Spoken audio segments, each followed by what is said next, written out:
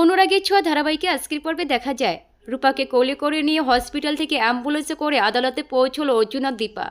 তবে অর্জুন দীপা আদালতে আসার আগেই শেফালিদি মিসকার বিরুদ্ধে সাক্ষী দিলেও সেই সাক্ষী ঢোপে টেকে না। সে সাক্ষী মিথ্যে প্রমাণিত করলো মিসকার পক্ষের উকিল। তখন আদালত সময় নষ্ট না করে মিসকার দিকে রায় যখনই দিবে তখন দীপা অর্জুন রূপাকে নিয়ে হাজির হলো কোর্টে।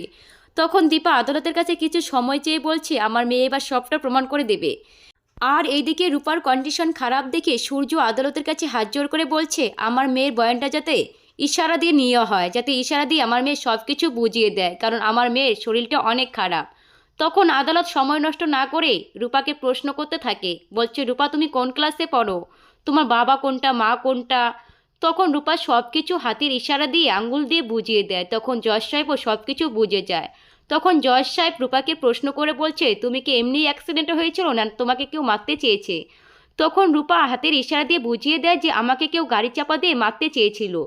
তখন আদালত রূপাকে বলছে সে কি এখানে উপস্থিত রয়েছে, এখানের মধ্যে কেউ। তখন মিসকা চোখের ইশারা দিয়ে বলছে হ্যাঁ এখানেই আছে। তখন জজ সাহেব বলছে তাহলে তুমি আঙ্গুল দিয়ে দেখিয়ে দাও সেটাকে। তখন রূপা আঙ্গুল দিয়ে দেখিয়ে দিল মিসকার দিকে। তখন মুখ দিয়েও বলল রূপা যে মিসকা আংটি আমাকে গাড়ি চাপা দিয়ে মারতে চেয়েছিল। তাহলে আপনাদের কি মনে হয় মিসকা এবার শাস্তি পাবে? তো প্লিজ তোমরা কমেন্ট করে জানাও।